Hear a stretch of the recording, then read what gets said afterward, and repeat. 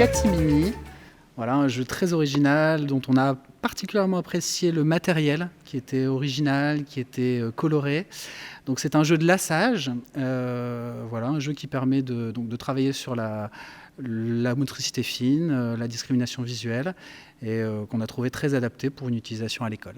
Alors, le matériel de Catimini, chacun va donc avoir un plateau. Tous les plateaux vont avoir, donc représentent une pièce avec des petits meubles autour et avec des objets qu'on va récupérer si on réussit à faire passer les chats dessus. Et pour faire passer les chats dessus, il va falloir tendre une pelote de fil parce que les chats courent après la pelote de fil. Donc ça va être la partie vision dans l'espace et avec, vous allez voir, une partie programmation. L'idée, c'est donc un jeu de lassage où notre but est de récupérer le plus de jouets possible en faisant passer les chats dessus. Comment ça va se passer ? On commence avec un meuble qui est posé sur la table. Donc là, en l'occurrence, on en a pris un au hasard. Et nous, on a tous, après, un meuble de chaque couleur. Et on va jouer, attention, on va jouer jusqu'à ce qu'il nous reste un meuble chacun. Donc tous les meubles ne seront pas joués. L'idée, c'est que vu que c'est cette chaise violette qui est placée, on va commencer à accrocher sa petite ficelle sur la partie violette sur une des deux encaches possibles autour de la chaise. Choisissez celle que vous voulez. Et donc, on commence à voir venir le coup. On va emmêler du fil là-dessus. Donc, comment ça se passe ? Quand c'est mon tour, j'ai le petit chat. Durant le tour d'un joueur, on va tous jouer. En tant que joueur qui a le petit chat, je vais choisir vers où je vais faire diriger tous les chats. Attention, les plateaux ont tous exactement les mêmes jouets, mais pas placés au même endroit. Donc, quand un enfant débute au jeu, on regarde principalement son plateau. Après, quand on commence à jouer avec un peu plus grand, on commence aussi à regarder les plateaux des autres. Je vais choisir un meuble qui n'est pas de cette couleur-là. Admettons, par exemple, que je choisisse celui-ci. Eh bien, tous les joueurs vont amener leur ficelle à un endroit, que ce soit cette encoche ou l'autre, et faire ressortir leur ficelle de l'autre côté, vous voyez, de chaque côté du meuble. Par exemple, je pourrais faire ça ou ça, et déjà on commence à arriver sur la notion de motricité, ou alors je fais ça, par exemple. Et tout le monde va faire de même, c'est-à-dire va emmener son chat. Alors là, j'ai pris un meuble au hasard, j'aurais peut-être eu des choix plus pertinents. On emmène donc les chats de ce fauteuil violet à ce petit meuble à livres orange. Et bien entendu, tous les jouets sur lesquels on fait passer le chat, on les récupère.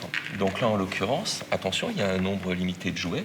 Moi, j'ai fait passer le jouet j'ai fait passer sur le tambour. Je prends le tambour, qui en l'occurrence vaut 2 points. Vous, de votre côté, vous avez fait passer sur la petite voiture, vous récupérez le tambour. Vous, de votre côté, sur une brique de Lego. Et vous, de votre côté... Jeter le jouet. Sur... et le nounours. Ensuite, très simple, vous avez compris le principe. On passe au joueur suivant, ou en l'occurrence à la joueuse suivante. Et vous allez choisir une couleur différente. Alors... Est-ce qu'on a le droit de s'y reprendre à 2 fois? Par exemple, là, moi j'avais placé comme ça. Est-ce que je peux placer là et puis me dire, ah ben non, ça couvre que 1? Oui, bien sûr. Voilà. Simplement, la règle, c'est qu'une fois qu'on fait passer le fil, on l'a fait passer par l'autre encoche du même meuble. Et une fois qu'on a choisi, on a le droit de tester, bien entendu. Il n'y a aucun souci là-dessus. Il faut bien que, par contre, la corde soit bien tendue. Alors, toujours bien tendre la corde. Ouais. On va continuer ainsi, donc vous allez choisir un de vos meubles d'une couleur différente de celle qui a été placée, et tout le monde va avancer. L'enfant, à partir de 6 ans, va au départ choisir des choses, il va y avoir une notion de test, il va souvent regarder où est-ce que ça l'arrange, et probablement, dans un premier temps, il va faire ce que tout le monde fait, y compris nous, partir vers l'endroit où on récupère le plus de jouets.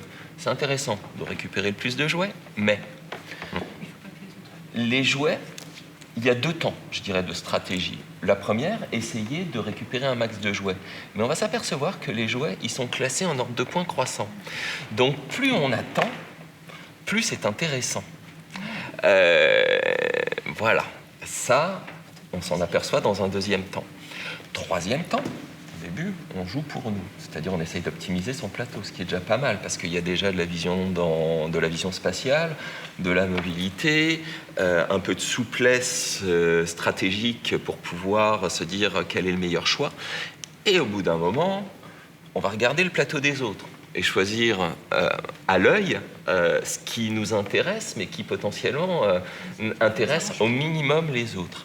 Sachant que la quantité de pions est limitée. Rien ne vous empêche de récupérer plusieurs voitures. Hein. Si vous repassez sur la voiture, au bout d'un moment, on s'entend qu'on va avoir un plateau qui va être complètement emmêlé. Si vous passez sur la voiture, vous récupérez autant de voitures qu'à chaque fois vous y passez. Quand il n'y en a plus, il n'y en a plus. OK ?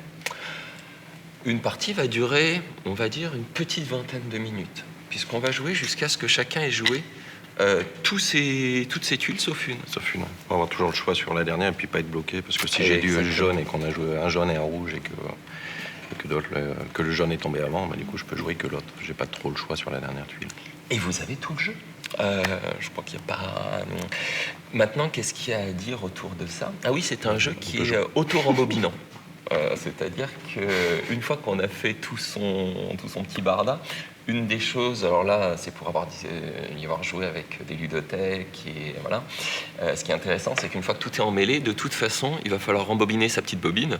Donc du coup, on démêle son truc tout en rembobinant, ce qui fait que ça se range facilement. Ça, c'est un petit détail, mais malgré tout, il y a ce côté rangement immédiat une fois qu'on a tout débobiné. On voulait jouer en même temps sur le plateau.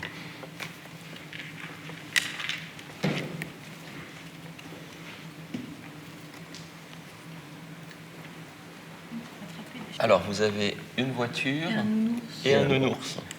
Voiture et nounours. Canard et poisson. Canard et poisson. Canard et poisson. Quand ça frôle. Ouais, voilà, moi, Alors, Il faut que ça touche. Il faut le que ça bordure. touche. Donc là, ça touche pas, par exemple. Là, Pas touche, ça touche. là, ça touche. Vous en avez 3.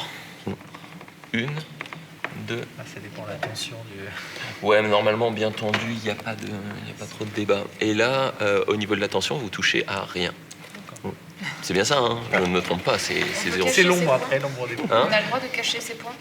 Alors non, ils sont visibles.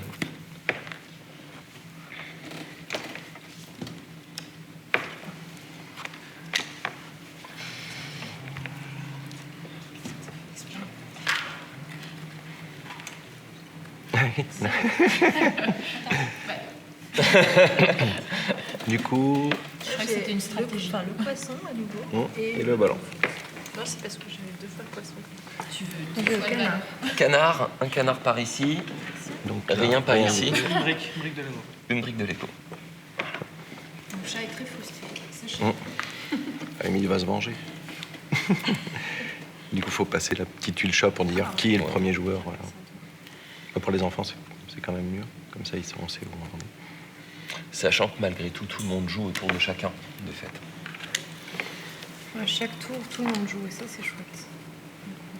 En fait, c'est un jeu où on est chacun les uns contre les autres, mais à la fin de la partie, qu'on ait gagné ou qu'on ait perdu, on a passé un moment plutôt apaisant et calme. Enfin, moi, c'est les ressentis que j'ai eu quand j'ai... Alors, qu'est-ce qu'on a ? Un tambour par ici. Ah, attendez, le tambour. Attends, il faut qu'on fasse dans l'ordre parce qu'il y a les points. Oui. Donc, c'était par là d'abord. Pardon. Alors, un tambour et Un ballon. un ballon. Hop. Attention, on arrive aux 3 Poisson nounours. Poisson nounours. Poisson à 3 points, nounours à 2 points. Voilà. Ça fait des Le tambour, discussions. ça c'est déjà fait. Ah, moi, j'ai ballon, canard et Lego. Ça va Ballon, pas mal. Hein. Canard et Lego. Là, c'est bien. Ça Donc là, on voit déjà qu'il qu'il reste plus qu'une tuile ballon. et plus qu'une tuile poisson. Plus qu'une tuile. Là, comme les 4 couleurs ont été jouées, moi je peux jouer toutes les couleurs sauf le jaune. En fait, il Non, faut jouer une c'est couleur pas différente lié à de la celle dernière. de la dernière. C'est-à-dire, on pourrait tout à fait faire des ping-pong si ça vous intéressait entre deux couleurs pendant un temps. Voilà.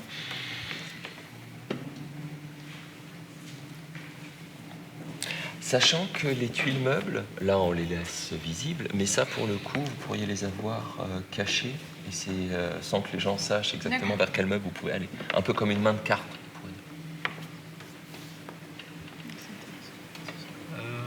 Je vais jouer celle-là.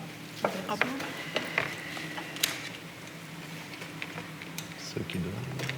J'ai le droit de repasser par la même encoche. Absolument, Bien sûr. aucun souci. Ça donne Simplement, ballon. ça ressortira par Ballon. une autre Voilà, encoche. parce que je voulais le ballon. Et le petit ours. Et petit ours. Donc il n'y a plus de ballon. Ah, plus de ballon. D'où l'intérêt aussi d'attendre aussi que le premier joueur ait fait son tour, parce qu'on sait qu'il n'y a plus de ballon, donc il n'y a plus d'intérêt à passer par le ballon. Plus de nounours. D'accord, du coup il n'y en aura plus. Il n'y en aura plus. Et ruban. Mais du coup, il y en a qu'une qui marque le Oui, nounours. un petit nœud. Ouais. J'ai un nounours. moi aussi. Ah bah oui, Il y en a mais plus. malheureusement, ça D'accord. retourne à partir de là, donc... Ah, c'est au bout de 2-3 tours où tu peux commencer à faire effectivement éviter. Évidemment. Faut en laisser un peu aux autres quand même. Hein. Faut partager. Ah oui, non, mais là, les scores sont sans appel. Pas loin. Ça ne touche Faut rien. voir, faut voir. Ça ne touche rien? Ça touche, hein? Celle-ci, elle touche Ah, pas non. la poupée. Ouais. Non, là, celle-là, non. Ah, mais il faut toucher, mais si on passe au-dessus, ça va? Oui, oui, bien sûr, mais là, c'est clairement, ça passe. C'est à côté. Ça se voit, en fait, quand on est sur son plateau. J'avais Ce pas qui peut... rien ne marquait. Moi, je de toute façon, on fait dans l'ordre. Mais- Poupée, moi. Poupée Ah, tu t'es rabattu sur les poupées. et Lego.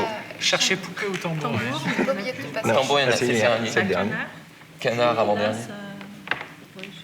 Bah, il suffit de se mettre en face. Oui, ça touche, sans aucun problème, mais il n'y en a plus. Il n'y en a plus. Bah, normalement, il n'y a plus qu'un tour de table et c'est terminé. Là-dessous, il y a... Ah non, c'est à lui. Parce qu'on ne jouera pas sa dernière carte en train de jouer son dernier.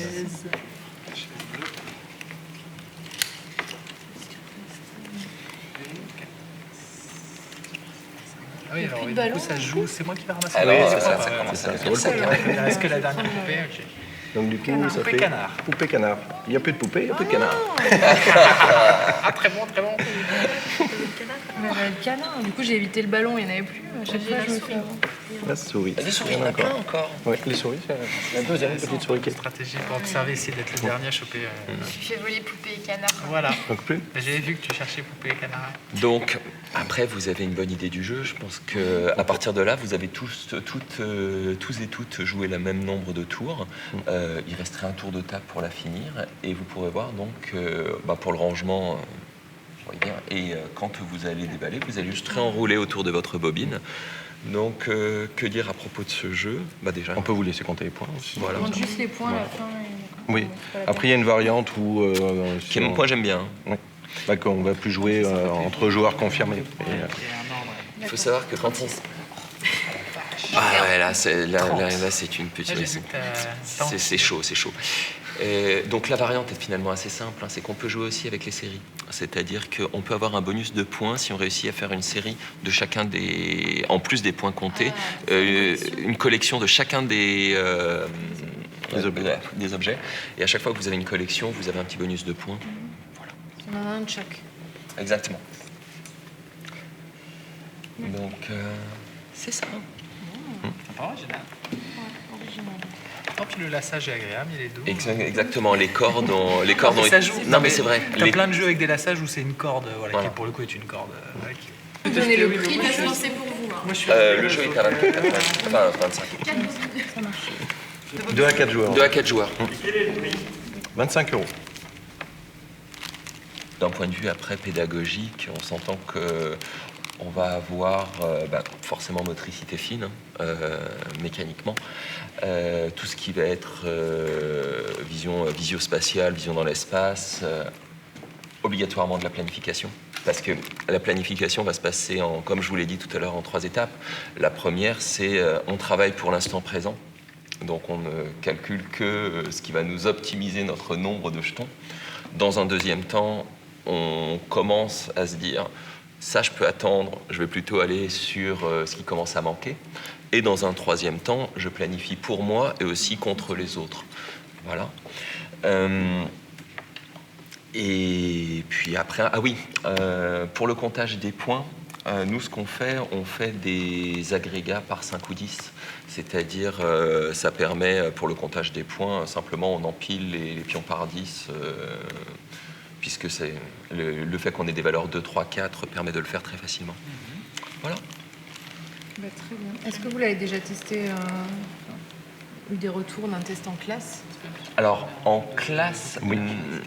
Toi, de ton côté, oui, toi, tu as Alors fait on a ça. eu des Moi, c'était retours et ludothèque. puis après il y a, je ne sais pas si vous connaissez la chaîne Un Monde de Jeux, qui est géré par Martin Wittberg, et Aline, donc sa femme, l'utilise en classe, et on a fait un éloge par rapport à l'utilisation en classe. Elle est Là, enseignante en cycle 1. Exactement, vous pourrez voir sa vidéo, elle explique très bien comment elle l'a fait, elle l'a pratiqué. Nous, on en travaille classe. beaucoup plus avec les bibliothèques qu'avec les classes, sur tout ce qui est test Oui. de jeu. Parce qu'avant Et tout... à tort, parce que c'est vrai que c'est un jeu qui trouve toute sa place. Bah, en tout cas, pour Aline, ça a été clairement le cas. Ben, je rejoins son avis. Ouais. Il est très complet. ce Parce qui est- qu'à partir de 6 ans, mais finalement, même je pense 5 ans. hein, Alors, il faut savoir Sur la qu'au départ, on motricité. a vraiment hésité avec les 5 ans.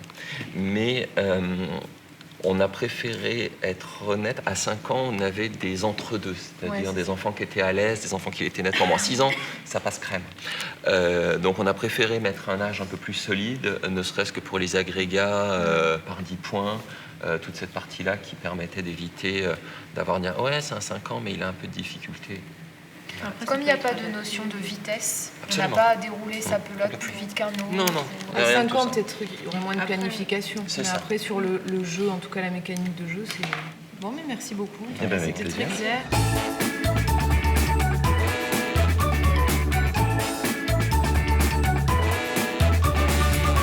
David et Julien de Tiki Édition, nous sommes ici pour représenter Katimini, un jeu de Jeffrey D. Allers et illustré par Maciej Simanovic. C'est donc un jeu dont nous sommes les éditeurs en France et co-éditeurs du jeu avec MJ Games, qui lui représente le jeu au Québec. Voilà.